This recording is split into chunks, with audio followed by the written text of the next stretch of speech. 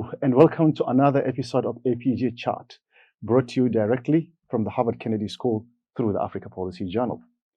My name is Muhammad Jamil Yusha, and I'm the editor-in-chief of Africa Policy Journal. Today, I'm speaking to you directly from the Harvard Business School, where we have our guest. He is no other than Professor Hakeem Belo-Osagie. Professor Hakeem is an entrepreneur, a philanthropist, and now a professor at the Harvard Business School. It's an honor to have him where we are going to chat about investment opportunities and business in Africa. Professor Hakeem, I would like to welcome you to our chat. Mohammed, thank you so very much. It's an honor for you to interview me. Thank you so much. And I know that sometimes the word Africa is mistaken for a country. Mm-hmm. But I think within the context of our conversation, Mm-hmm. we are looking at Africa as a continent with its diversity. Yes. There is always this discussion about, is Africa ready for business? What are the investment opportunities there? Being a professor at the business school, if you meet an entrepreneur and he asks you this question, Mm-hmm. what would you tell him? My answer would be very clear. Africa has always been ready for business. It's just that different groups and different companies, some have seen the opportunities, some have not seen the opportunities. In the early days, people saw us as purely a country in which minerals were to be exploited. They were to be exported in their raw form, and that was all that there was available. But now I think that there's a whole range of industries that are interesting for Africa. The opportunities in technology and telecommunications that have not been tapped. Though we already have the example of companies like Airtel and MTN that have both done well on the continent. There are the future businesses of all those critical minerals that are so essential for the world of renewable energy. Things like lithium, for example, which is very much in evidence in Congo, but which is also present in many other countries as well. And then of course there's the whole area of retail. Africa is very much ripe to have our informal sector formalized,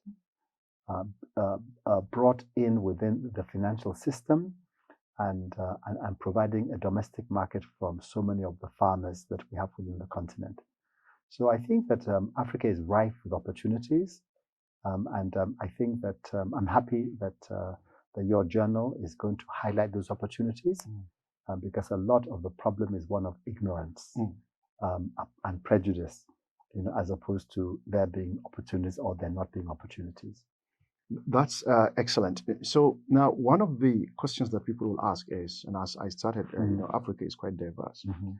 So if you want to look at the continent from its diversity, West Africa, Central Africa, East Africa, would you be able to tell us what are the opportunities that are stronger in one part of Africa and the other, so that people could have an idea of, if they want to get into business, what is their focus depending on the sectors that you have mentioned?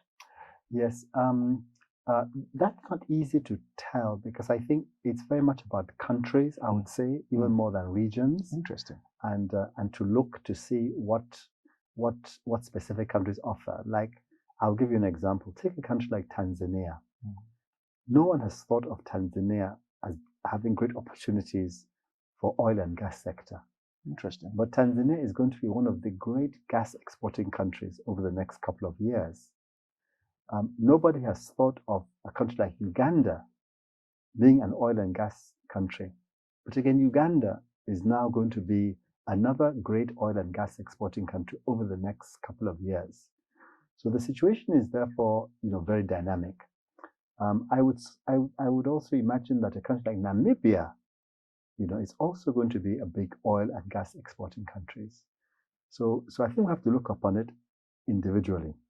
And then, of course, there are those countries in where they have already showed signs of great advance. So in general, the East African countries in the area of technology and finance, say FinTech, they are very advanced.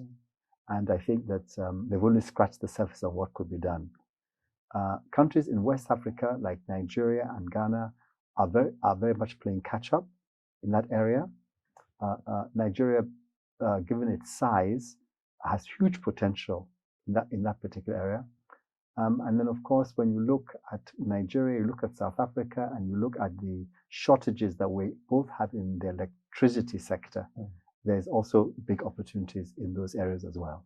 Can you tell us more? Because one of the conversations that we have been having, especially with guests recently, is about harnessing the potential of technology. And now we are moving into artificial intelligence and the rest. But the energy, electricity, has always been a bane in the process, an elephant in the room. Can you tell us how huge this opportunity is, especially for investors who wanted to really contribute by investing, but at the same time bridging the gap in this sector? Well, I think that investors are not far away from the truth in saying that for Africa to harness a lot of the opportunities in, let's say, the modern industries, like artificial intelligence being one, renewable energy being another one, all of those require some kind of basic infrastructure. That's number one. Then they require another, a human infrastructure, which, and by that I just mean the supply of qualified labor and rules and regulations that can be depended upon, thereby allowing companies to feel safe and confident investing. That is absolutely essential. If you don't have the infrastructure, and then the companies involved have to provide their own infrastructure, it imposes huge costs of production. And if you're not careful, you find that at the new cost you have, you cannot be competitive. One of the great things about China is that China has a formidable infrastructure. And the Chinese government over the last 10 or 20 years has built the roads, the trains, the electricity, which then enables businessmen to start up companies which are able to produce at very, very low prices, right? And if Africa wants to be like China in the future, we want to become the next great manufacturing base for the world, which we could be given our demographic structure. We have to get infrastructure right, because it's only with infrastructure that can we become a competitive, low-cost nation. This is quite fascinating. So, given what you are seeing in the continent, and taking the example of China, what would you tell, like, especially African leaders and at the same time entrepreneurs who would, because you definitely need the private sector to build infrastructure as well. So what would you tell them about the significance of having this infrastructure in order to get the continent to where you are talking about? I would say that there's nothing that's more fundamental than infrastructure, because you build everything on top of infrastructure. If the infrastructure is not there, the cost of production goes way out. And in order to build the infrastructure, you need two things. You need a domestic base, a domestic funding base, but you also need external finance as well.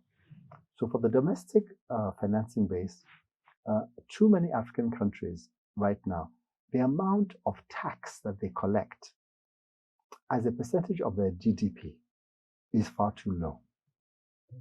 When you compare it to the Koreas, Chinas, the Singapores, and a lot of those, shall we just say, we call them the Asian countries that have done so well, you find that the amount that they have raised domestically has been high. So we've got to get that right. And then the second thing we've got to get right is that where the money you raise domestically is insufficient, you have got to be able to attract outside capital to come to your country and participate in building that infrastructure. So far, I think the Chinese have done much better than the West. And I think that notwithstanding the current Sino-American dispute, I think that we still need China and Africa. We may need to negotiate better terms, but we still need their tremendous infrastructure capabilities if we're going to build our continent. This is a topic that always comes up when there is discussion about development in Africa, especially when it comes to infrastructure, the role of China. The United States is now trying to come in. So is the fear of China unfounded? Because there some people are expressing concern that China is building these structures, providing a lot of loans, but Africa should be cautious about another, economic colonization. Is that fear unfounded? How do we handle that? I think that the fear is exaggerated. I think that any large infusion of funding to the continent has to be on reasonable terms. That is not to say that Chinese states have been unreasonable, but it is just to say that we have to examine them very carefully. But I do think that there's a considerable amount of China bashing which is going on, especially from the Western nations.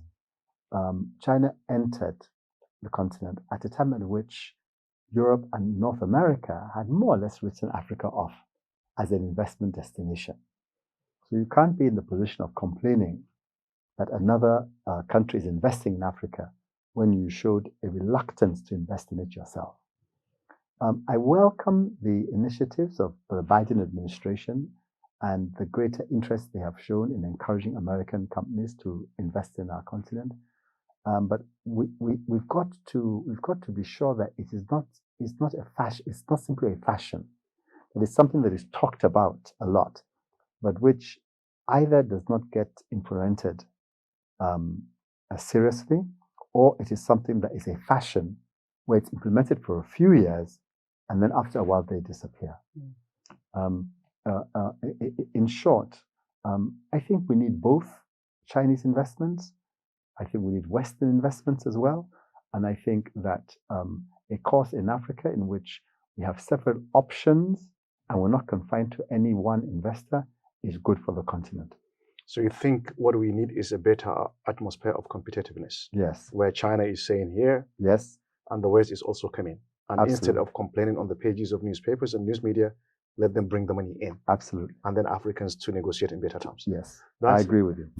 Now, there was a conference recently here at the Harvard Business School, and one of the themes that came up was to return or not to return. And that was a concept that a lot of diaspora communities, especially from Asia, are discussing. And this idea that let's go back to China, let's go back to South Korea, Malaysia, Singapore. What is your opinion about the African diaspora also going back to the continent and contributing into the business climate? I think that every individual's situation is different. There are some countries of Africa which, when you look at the overall political situation, when you look at the economic possibilities that there are, it's difficult to recommend to somebody, go back home. I'm speaking very frankly. Yeah. And when you also see the amount of money that those people, Africans in the diaspora, have sent home, you will also have to take into account the fact that there are many in the diaspora who are contributing to things at home, either by sending money home to their families. Where they're not sending money home to their families, they are working in companies and international organizations which have an impact on the country at home. The other day I was having a class with a medical doctor who has set up a med tech company. So it's in the health tech business.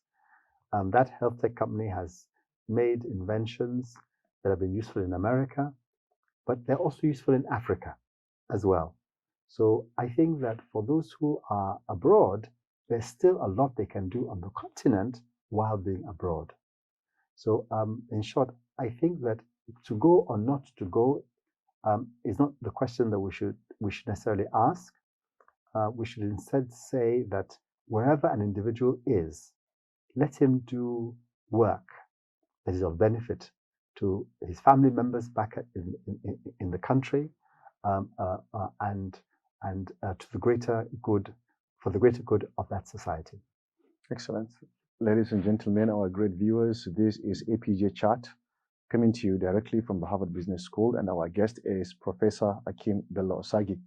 And it's an honor to have him here. If you are just joining us, we are discussing the business climate in Africa and what investment opportunities exist.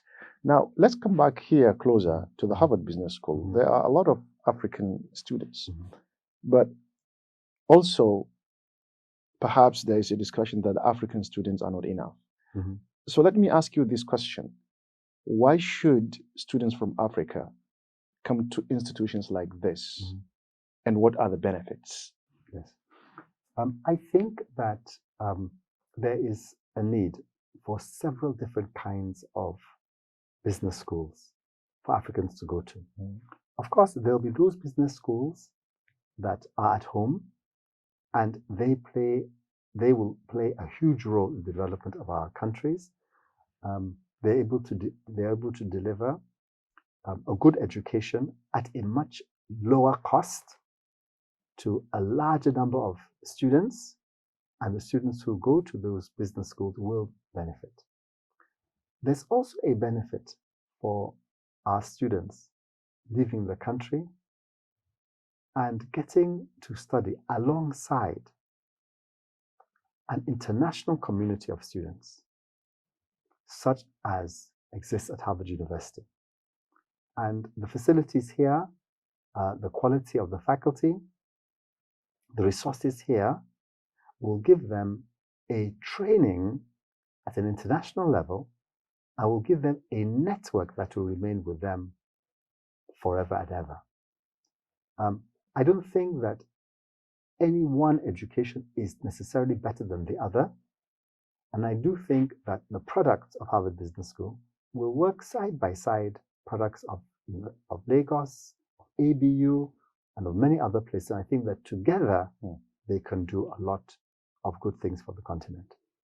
Thank you very much. Now, the issue of human capital development, I'm glad that you are, tailoring it down. You've mentioned some of our local universities. What lessons, having been a professor here, because no place is better than the other, and everybody can learn from each other. What are those opportunities or lessons that you think our universities back home in Africa, whether it's in Nigeria, in Uganda, or in Kenya, can learn from this kind of institutions so that they can also be in that competitive stage where they produce the type of alumni that are produced in this, that make a lot of huge difference and create wealth? Oh, there are several things that I've observed that Harvard Business School in particular does well. I'll just list a few of them, and which I think we should adapt at home. Number one is that, especially in the professional schools, they give an opportunity for professionals who are still working in their businesses, whether architects, doctors, lawyers, businessmen, and allowance is made for them to also teach, which means that the students get the benefit of the practical experience of some members of the class. It also means that some of the professors are able to supplement their lecturer's salary with earnings that they make from their consultancy, and which means that you have fewer people who cannot teach in the universities because the salaries are too low. So that's one thing I've seen here compared to at home, which in many ways is like the British system, in which you are either teaching or you're in business. You're either teaching or you're in law practice. And I like how they do that here. That's number one. The second thing I would say is that here there is constant appraisal by the students of the professors. At home, the professors assess the students in examinations, but I don't think that any assessment is made of the professors by the students. And I found that that system keeps professors on their toes, keeps them current. All right. and removes, shall we say, that incipient tyranny that tends to occur when a professor has been in a place for a long time, yeah. and is in charge, okay, and does what he wants. So that's one thing I think that we should learn, that I've seen working very effectively here. So in essence, you are saying there's need for more balanced accountability. Yes, absolutely. I was surprised, to receive an email even at the Harvard Kennedy School to partake in the selection of professors as a student. Yes. To provide input. So how do you think that will strengthen also this method of accountability? Definitely, that should be part of it, because when you really think about it, being a professor has many components to it. One component to it is obviously, and is definitely, research. Another component of it is mentorship. That is this a professor who takes to young people and finds the mentoring of young people something that is important to him? Then there's teaching. Is it a professor who is brilliant but can't explain the concepts in simple terms to his students? And I think that in assessing professors and in hiring professors, you need all of these types. And therefore, I'm delighted that you were invited to participate in that kind of selection, because you, as a student, will be more sensitive in addressing the issue. Will this person be a good teacher? Will this person be a good mentor? And that assessment you make will be helpful and important in the final selection made. Excellent. Now, going back to that very important point about getting professors with industry experience to come and teach in academic universities. And one of the things that I have also noticed here is these students also become the pathway for the students to go into employment. Yes. They recommend them to either their own companies or to the other companies. Very, very much the case. How do you think that culture could be helpful in promoting employability also within African continent if our universities employ from the industry? Without any doubt, because when you're a professor, you spend a lot of time with the student. You may have taught them for 1 year, you may have taught them for 2 years. So you stand to get a pretty good picture of how bright or how smart this particular person is. If you, in addition to that, you are working in a company part-time, you also get to address the issue. What fits? Does this particular student fit into this company? Is this company a good fit for this particular student of yours? And you get to do that matching sometimes far better than the human resources department of a company that only really has an interview and a resume to go by in making the assessment of a person. So some of our professors, not entirely due to their own fault, are so far away from companies. They're so far away from government departments that they don't have that link that can provide a pathway for their students. Excellent. Now, on a final note, there are some elections that have taken place in Africa recently. Nigeria being an example, we are going to have a new president on May 29th, and there are other elections coming up next year. Zimbabwe, Ghana, and many other things like that. And there are many economic challenges in the continent, some of which you have mentioned: infrastructure, energy, GDP to tax ratio, and the rest. What are your thoughts for these new leaders who have a huge population of youth? What do you think they should pay attention to, in order to move the continent forward economically? Yes. All right. There are several aspects, and it would not be possible to cover all of them during this particular interview, but I'll just like to mention a few. The first is our economies have to grow at a certain percentage. I mean, if you're not growing above 4 to 5% per annum, and your population is still growing at 2 to 3%, then you're not really making much progress. So economies, we've got to have economies that are experiencing considerable economic growth. And we've got to have countries and economies that growth is the kind of growth that produces sufficient jobs. Because at the end of the day, no country can remain stable from the point of view of politically stable or socially stable if it is not generating jobs and if it is sustaining high levels of unemployment. Mm-hmm. The questions are, how do you get your economy to grow must be at the uppermost level in the minds of leaders. That's first. Second is that increasingly, I think it's becoming obvious to everybody that we need to have a dynamic civil service with very able and qualified people. It was a fashion, I think, beginning with the late 1980s, to believe that all you had to do was to hand over everything to the private sector and they would do it. I think we now realize that that's not correct. And that even the countries like Japan, Korea, China, Singapore, they had strong public services with highly qualified people in those areas. And so I think that a very important point for any African leader is simply going to be sustaining a very efficient and well-run civil service. Mm. One last challenge I'd like to mention is the conduct of free and fair elections.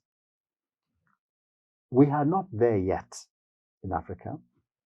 The use of modern technology has closed some of the gaps where, let's just say, election malpractices took place, but there's still a lot of work to be done. Free and fair elections are crucial because it is what confers legitimacy on the winner, and it is what assures that the loser feels that he lost justly, but will still support the overall political system. I think that in the elections that we have had, there are still complaints, some justified, some not so justified. And I do hope that, as happened, I believe, in Kenya, where the matter was settled ultimately in the courts, I do hope that, and also has happened in Ghana, I do hope that, that in Nigeria, we settle the outstanding issues in an amicable way, and that the courts decide in a manner that enhances confidence in our legal system throughout the country. This is a good note to end our interview. Professor Osagie, it has been a pleasure speaking to you. And I do hope that we will have ample opportunities in the future to invite you to speak with the Africa Policy Journal. Thank you very much for... Thank you very much indeed.